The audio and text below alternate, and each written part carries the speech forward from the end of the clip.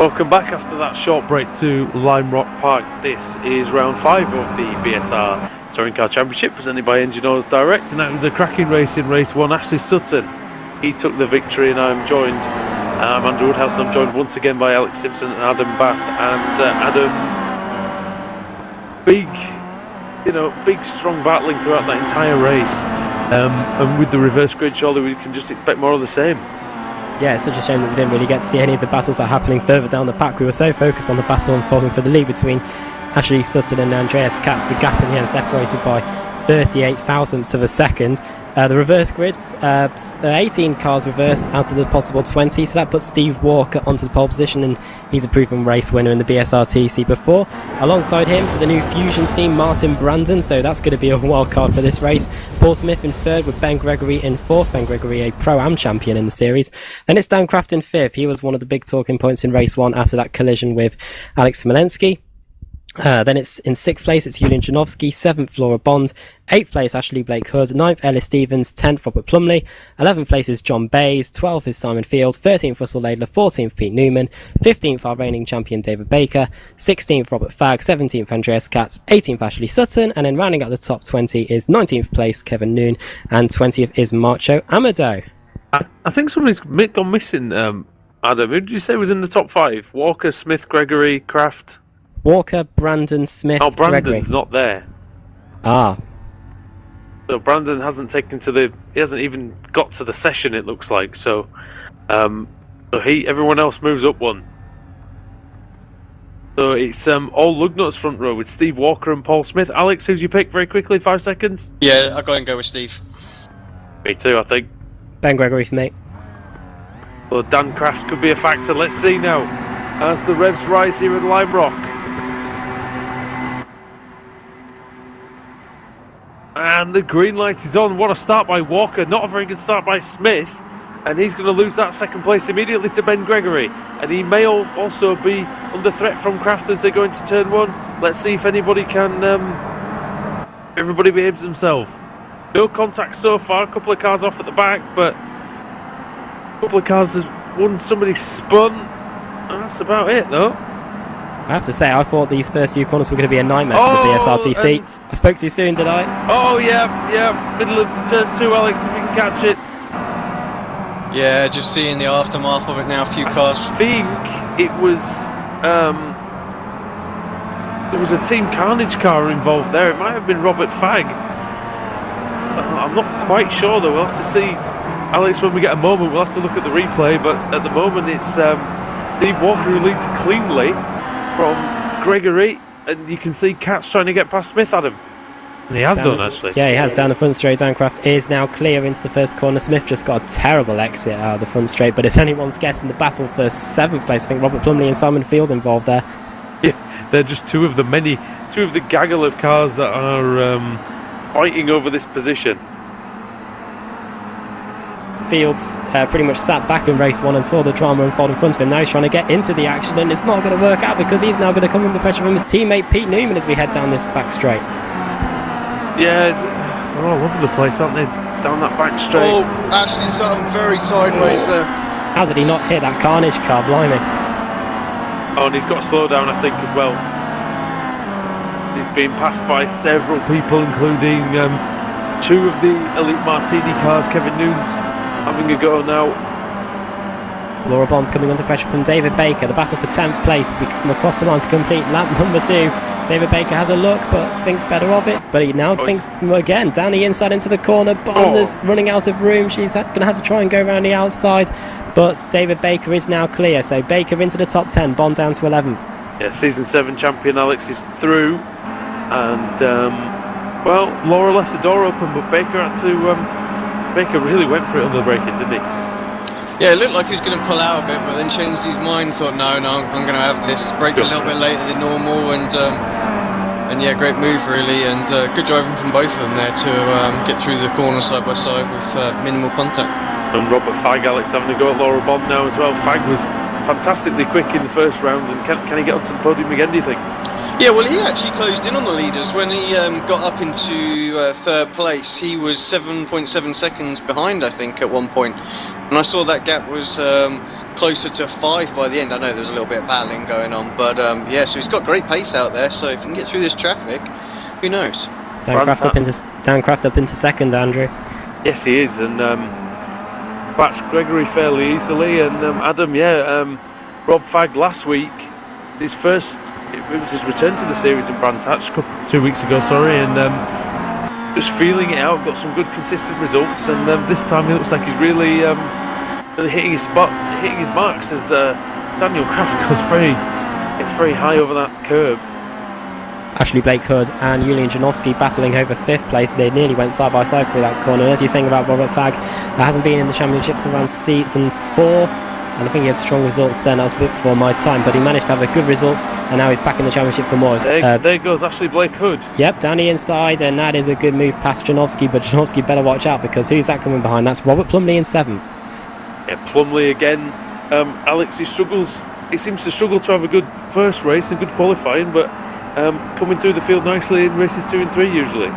Yeah, Rob always seems to me as the sort of the consistent guy out there that just gradually gets quicker over the race meeting. So yeah, if he can nail the first race and get on top sort of form early on, then I think he could have some top 5 finishes in this series. Paul Smith seems to have calmed down, because he's now getting right onto the back of Ben Gregory. He's been right with the Team Carnage car the last few corners. Yeah, we've seen that Paul Smith's got the pace when required, but seems to make a lot of mistakes. A lot of slow down penalties, things like that. Oh, it's getting very close, a bit further back, side by side. Plumley up the inside of Janowski there. Great move. Yeah, great move there. Plumley's through, and look at this train. Oh, he's blown his engine! Engine's gone, and the Lugnuts car of Janowski's out of this race. How did that happen then? That's a strange one.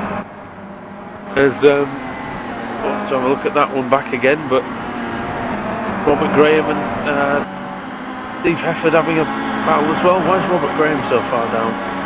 Not usually down in 30th place. Did he miss round 1? I don't know what happened, because he seems to be starting the race way after everyone else. Maybe he failed to select a gear or something when the lights went green, but he joined the pack way after the lights went green, so that's why he's so far down. What in the first race or this one? Yeah, in this one, yeah. 21 seconds behind. He's managed to make it through past Hefford, so yeah, we'll see if he can get forward there. The Apex Racing EV car as Gregory. Look at this battle now. Alex Gregory's holding everyone up at the moment. There's about 10 cars behind him. Yeah, just at the back of it, they're side by side as well. That is Fagg and Field, I think. Yeah, it is indeed. So those guys really going out. You can see the amount of time they lost there to the train. They were right on the back of that, and they're about 1.1 seconds behind now. Yeah, who's in this train then, Adam? It's Gregory, Smith, Blake Hood, Plumley, Newman, Baker, Field and Fagg. Then Katz and Laura Bond not too far behind. Blake Hood's definitely made a bit of a mistake there. He's going to be a sitting duck down the front straight. Smith. Dive bomb from Smith. Yep. And the two Carnage cars go side by side. Smith's disappeared. He's had connection issues for the entire race. Where is he now? He's back. He's still in 3rd place. And one of the Peter Newman media cars, I think that's Pete Newman trying to join the party. Smith again has connection issues, but he's back again. Poor, who's in 4th place? Poor Ashley Blake Hood. He doesn't know where to go, because he doesn't know where that Lugnuts car will be. It must be unsettling everyone. And look at Newman. He's going to have a look up into the hill. There's going to be a major carnage here, surely. There's got to be a slowdown. I don't know, Alex, because he only put about 2 wheels over that grass through the curb, and he's still going for it side by side. Newman, he hits Blake Hood. Blake Hood, please slow down. Everyone's going to go into. He hammered the throttle though, Adam, as he should in these front wheel drive cars, and meanwhile they're nearly 4 wide behind this pack as well. Look, he's taking advantage of all of it. It's David Baker. Martini cars. David Baker's just taking advantage of this, and is that Katz, the race 1 winner, down the inside, free abreast into the corner. Oh, he's done it. He just gets past that. Andreas Katz up into 8th place now. Blimey, David Baker up into 6th. That is. Look at the Elite Martini cars as well. There's 3 of them. Just behind this scrap, it's Stevens, Bond and Smolenski, and there's Sutton in the middle of that too. And Robert Fagg. Ben Gregory was in 3rd about a lap and a half ago. He's now been put down to 9th place. And Field's going around the outside, Alex. Yeah, it looks like just a couple of wheels up there as well. Gregory on that inside line. He should hold it through here, Blinking. but he's very slow exit here, and I think this is going to be tasty in this final corner. Oh, he's hit him. Field hits goes him. up the back of Gregory. And who's that? Elite Martini car trying to go through the middle with... Oh, no, free wide. It's Stevens with the red mirrors, Bond with the pink ones, and Smolensky with the blue ones up the inside. It's all going to go off here, surely. Oh, the teammates hit each other. Rule number 1, do not hit your teammate. Rule number 2, do not hit your teammate. And rule number 3, do not hit your teammate. And obviously the Elite Martini guys have broken all 3 of those rules there by taking each other out there.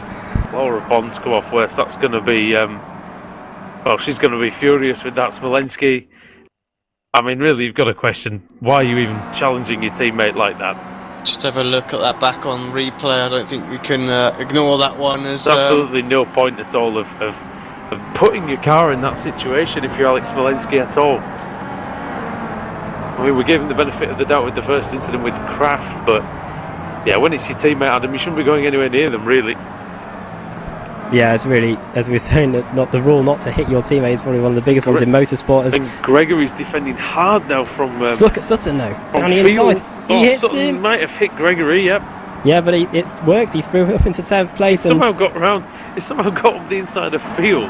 He must be furious with that because he didn't really leave the door up, and Sutton just kind of barged his way through. And I think, Simon Fields, at the beginning of the race was in about 4th or 5th place and thought he could make a race of this, but every time he wants to make a race of it, he seems to get shuffled back down the pack. He's now outside of the top 10. And you'd have only thought that Field would have gone forward, Adam, with the talent that he possesses. As Sutton's now through on Gregory Shawley, Pro-Am champion of Season 6. Oh, and look how close they are, Alex. Field. Yeah, Field this time, surely. And Stevens. Wow, that was a proper touring car move as Gregory. And he hits one of the Oculus cars, and he's up on his roof. Stevens he's still on the track. Stevens was just like, I'm having a piece of this, and just went down the inside, and poor Ben Gregory's just an innocent bystander there. Robert Fag pits. I don't know if that was a fast tow or a... It's quite a short pit lane here, isn't it? And I wonder if he's just taking advantage of the fast tow. I think there was a rule for this race meeting about the fast repairs, so that might be Ben Gregory back in the pits, but either way he's now down in 29th place. Was like I said, there was Robert Fag coming in. I'm not sure why Fag would have been in the pits, but he wasn't making any progress from about 15th place. Just thought we'd check in for a second after watching that replay. Steve Walker just out front, 3.3 seconds now, so building that lead up quite nicely from Dan Kraft, and he's actually pulling away at this point as well. So yeah, I have to say, Alex, we knew Steve Walker's a good driver. He's won races before in BSRTC Touring Car Championship, but I didn't expect him to be that far ahead of Kraft, to be honest. The way Pete Newman Media have been. Yeah, but I think we might have a little habit of underestimating Lugnuts. They seem to put out a really quick car every week, so them and Pete Newman Media seem to be the two teams at the moment that can get the best out of these Kia Optimas. Yeah, David Baker had him in 5th place. Another Lugnuts driver. He's got the number 1 on his car, and to be honest, relatively to his normal pace, he has struggled slightly here at Lime Rock early on in the race, but it seems like, Alex, the car gets quicker as it goes on, which is how you want the race car, isn't it? I know that's how you tend to model your setups, and I think I just asked you both a question in one sentence. Yeah. Yes, that's exactly how I like my car to be. So, I come under a little bit of threat at the start of the race, but at the end of the stints, and the car's just getting constantly better, and then you can really start to put the pressure on people when they're at their most vulnerable. It always seems to work quite well for me, and maybe the Lugnuts car is doing the same, because like I say, Walker's definitely able to stretch his legs now, and where it looked like Kraft was going to close the gap at the start, he's now pulling away. Battle third heating up as we come across the line. 10 laps to go in this second race of the evening. Pete Newman versus Ashley Blake, because Ashley Blake came to the first race of the season as a stand-in driver for Team Carnage. How he seems to be putting on the best show at the moment. He's up inside the top 5, and for an AM driver, that is some going there, Andrew. Yeah, it is, and he said he really enjoyed himself last week. You just see, Adam, the car, just how bumpy this Lime Rock Park circuit is in places, because suspension really coming under pressure. How important is it as well, mate, to keep that front left tyre as as under as little threat as possible during this race? As Blake Hood's going for it, but not quite enough. Surely it's a track that just tortures that tyre. It is, and from my times in the Mazda MX-5 Cup and in this Kia Optima, it's definitely a track that really punishes the tyres. As you were saying, only one corner on this circuit is a left-hander, so those tyres do get a punishing as we come across the line. Pete Newman once again defending his third place. Pete Newman finished in 5th place in race 1 and he's now in 3rd place in race 2, so a very good evening for him as well. David Baker just waiting to take any advantage, and this all started as a result of Blake Hood trying to go down the inside into that penultimate corner, and if he tries to do an overtake there, whatever you do, you're going to definitely hold the rest of the pack up, because David Baker is now right onto the back of this squabbling pair. In the background, Katz has managed to get past Robert Plumley. He did that a lap ago. Dustin's going up the inside of Paul Smith into the hill, Adam. After his slowdown penalty, now up to 8th place is Ashley, so good driving from him, although Smith now coming under pressure from Ellis Stevens. And we saw how feisty Stevens was early in the race, just shoving his way past Ben Gregory, who's still he's down in 28th place in the last car running on track, as Smith, look at him hanging in the car out there through the final corner, puts a few wheels into the gravel, and that's surely going to allow Ellis Stevens to have a bit of a straight line speed advantage as we come across the line. Yeah, not quite close enough this time for Stevens. But I'll tell you what is close is, again, it's that battle for 3rd, 4th and 5th. Oh, Dan Hunt, sorry, Andrew, just to cut in there. Dan Hunt, I think, just put a little move on, I think that was John there as well in turn 1, so contact between the two made the overtake a little bit perhaps easier than it should have been, but but yeah, up and into 13th place, and I hear some sort of contact further on in front. It's the Elite Martini cars again. They've hit each other, and I think who was that? Is that Stevens? Yeah, that's Stevens off. He had contact with Smolensky, so Smolensky up into 10th place. Why is that even happening? Well, the Elite Martini cars have all got a reputation for having a bit of feisty driving personalities, but obviously fighting your own team. I mean, Stevens is out as well. Walensky's just put Stevens into the wall. It's descended into civil war, really, with the Elite Martini cars. He's put him in the wall twice, in fact. Once down the straight in the hill, towards the hill, and then in the hill itself, he shoved him off into the tyre barrier. I mean, just what on earth is going on? Now he's attacking. Well, he's being attacked by Daniel Hunt and nearly making contact with him. I don't really know what's going on there at all. But again, 2 accidents. They're going to have to really review this, and they're going to have words with each other, aren't they? Surely, Alex. Yeah, not good driving there at all. I can't defend that one. I have to say that's twice in 2 races. Sorry, not twice in 2 races. Twice in 1 race that he's affected a teammate there, and and he's nearly hit Dan Hunt there. The thing is, Alex, this is a man. John Bays side by side with Smolensky.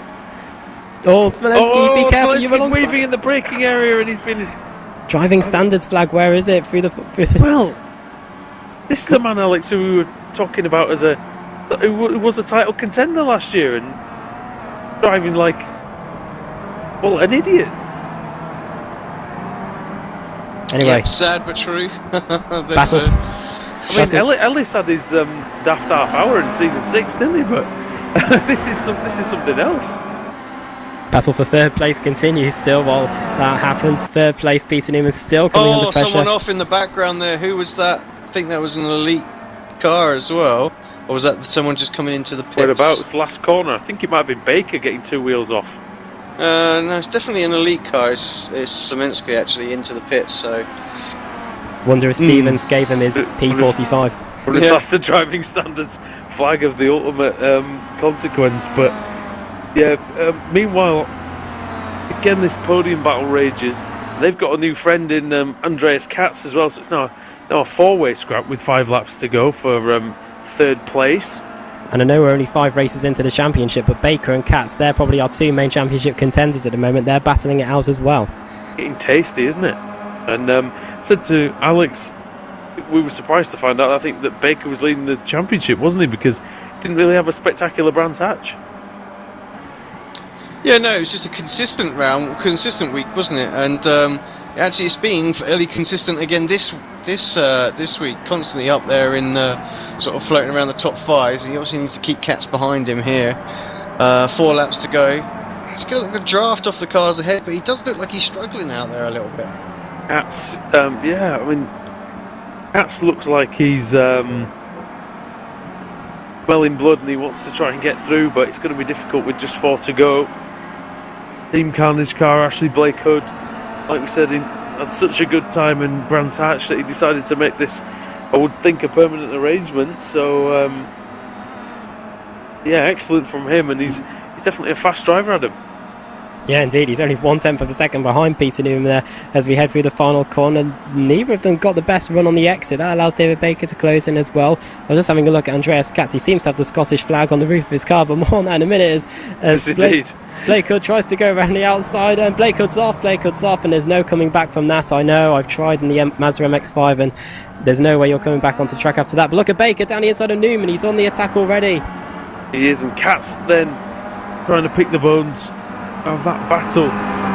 Baker couldn't get it done, but look at this battle. I've just found one for 14th, 15th, 16th, 17th and 18th, and that's Kevin Noon under all sorts of pressure. Matthew Amador going through, and they're both off the track. And Robert Graham's through at the front of this one.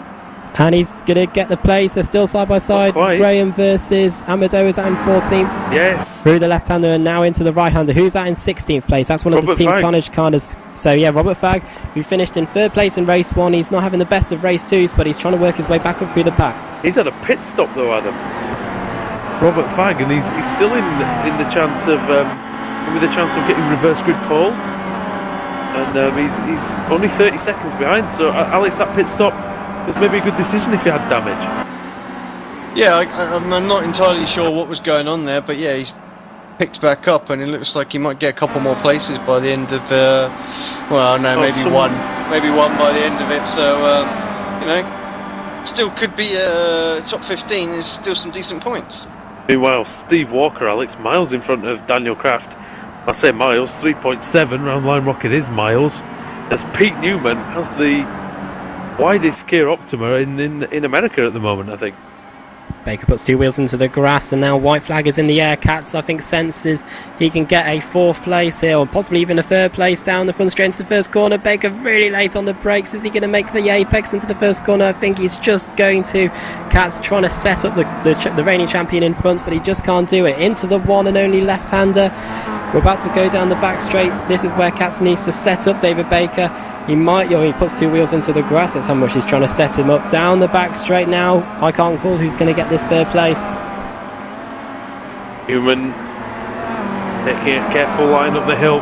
Oh, way defensive there by David Baker. Katz is going to go to the outside, and this is not what David Baker wants, because Katz will surely get the cutback or try and go around the outside, side by side. Walker's going to win the race, Adam, but yes. Walker wins, but yeah, Newman's going to take 3rd. And Baker surely will get 4th place, yep, and Katz will finish in 5th place. Another great race there, Alex. Blake Hood and Plumley only 3/100ths of a second apart, and that was excellent from them. And Field and Hunt were very close together as well, less than a 10th. Great scraps going on there, that's excellent. Yeah, still that battle between Robert Graham and Russell Laidler as well. Just 2/10 of a second separating those. Yeah, out of the final corner, Graham surely will just hold on ahead of Layla, across the line, and just about a 10th of a second separate the pair as they come across the line there. Only 19 cars finishing on the lead lap in the end, Halle being the last car on the lead lap. So we didn't even get 20 cars finishing on the lead lap, but quite a few talking points there, Andrew. Yeah, exactly. Great battling as well, Adam, for what was 15th, 16th, 17th places. Shows that those places are really important, and they will decide who goes on to pole position. May as well get that out of the way. See if we can get the pole position number. Robert Fagg 15th, Robert Graham 16th, Russell Laidler 17th, and Kevin Noon 18th, Halle Ertas 19th, Eckhart von Glan in 20th. So let's see, Alex, who can will be starting at the head of the pack. Let's just bring our magic die up. Right, our usual 3, just so you know we're not faking it. Right, and pole position is going to go for round number 6. to 15th. Robert Fagg, what were we saying, Andrew? Robert Fagg. Yeah, so he had a bad race too, and obviously languishing down in the midfield, but now he'll get to be back on pole position after taking a third place in race 1. So second on the grid, Marco Amado, a bit of an unknown in the championship, so it'll be interesting to see what he can do from there. Roberts in third. We keep saying last season, Andrew, how he always seemed to be involved in a bit of contact. Maybe today is his day to get a win. Laura Bond in fourth, and then Paul Smith in fifth. He started second on the grid, so he's back right up at the front again. Laura did well to finish 12th after being assaulted, but I mean, what's happening to Robert Fagg? It's exactly what happened to me at Gilles Villeneuve. Had a bad race, bit of early contact, ended up in the pits, ended up getting 15th place, and Robert Fagg's on pole position now as well. So see what he can do. Alex, I think we have to look back at some of the contact involving Elite Martini. Yeah, this. It's not going to be pretty for the viewers at home. I think the main one is the contact between Stevens and Smolenski, which is halfway around lap number 17. And yeah, heading down the short chute into the right-hander to go up the hill. Stevens puts his car in the middle of the track, but then Smolenski just turns him round. I must admit, I do want to pass fair judgment on this one because I've been too eager in the past to criticise Smolenski, but we'll see what happens now. Yeah. Stevens was battling with Paul Smith. Smith held him up a little bit, and Smolenski got a really good run out of turn 3 now then. Which lap did you say it was? 17. Start of 17, yeah. Yeah, it looks like I've got him just coming out of the pits there. Let's see if this is it. Yeah, they're not side by side at the moment. So, yeah, so Stevens just got a couple of wheels on the Armco. Oh God, you're right. You hit him once. Oh, there's no gap there, mate. You know, in the first time they make contact, I don't know why he's keeping his foot in. There's nowhere for him to go. There is no gap. Not exist. And then Ellis comes back on and Smolenski says, well, I'll have that. I mean, okay, the second one, maybe Smolenski couldn't have done anything about the second one, but it's just poor driving. There's a lot that we're analysing the same driver's crashes again, though. And Smolenski ended up getting disqualified in the end. Yeah, that's what happened. Ellis probably disqualified him. Well, he'd have had 4 times, wouldn't he, for both? Yeah. Well, no, he wouldn't have done because they were too close together, so you don't get them, do you? That close hit together. Laura though as well, didn't he? Yeah, so and it's 4 times. And it's a 13 incident limit, and he ended up getting an off track at the end, so that probably was the reason why he ended up getting a black flag. When it'll be the start of start of 10, very start of 10. It's like a Christmas tree with, if you look at the chopper angle, Ben Gregory's at the head of the Christmas tree, and then it's Sutton and Field, sorry. Yeah, so it's Smolenski and Bond that come together going into the first corner. Now, in fairness to Alex Smolenski here, he did try that move in the previous race and it worked. Problem is though I don't see what he's doing. What is he doing?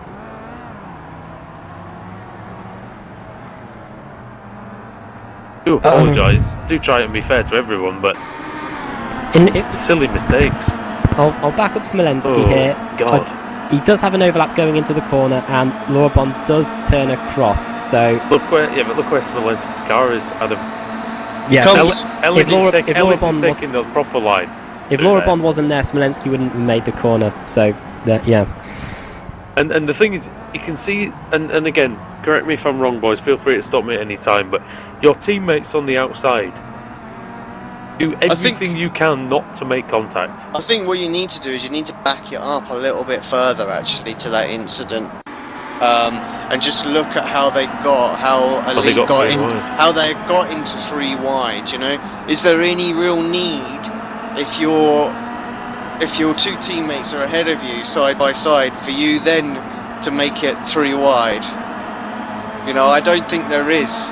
That's the thing, you know, why Why do you put your car in that position? You think, oh, hold on, this is going to make it particularly difficult for my teammates. So because those two were already 3 wide with Sutton, and and Bond and Stevens already made contact on the straight, sort of accidental contact. I think you just misjudged that one. Unfortunately, Laura come off worst on that one. So, but you're right. I don't think there's any malice in there. Yeah, it's just a bit of a bad call. Bad decision.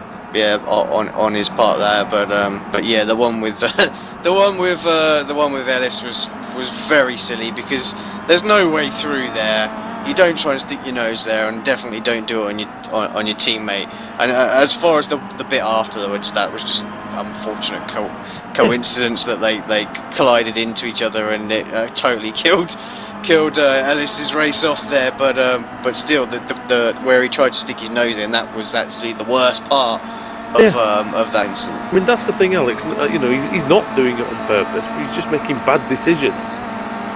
And Ellis and Laura and Steve and everyone else there at Elite Martini, they're going to have words, because it can't happen. He's taking out 2 team cars in one race with bad manoeuvres, and Laura's the only one who finished, and she finished down in 12th place when they were battling a good 5 or 6 spots higher than that. All 3 of them would have taken good points. So, but yeah, it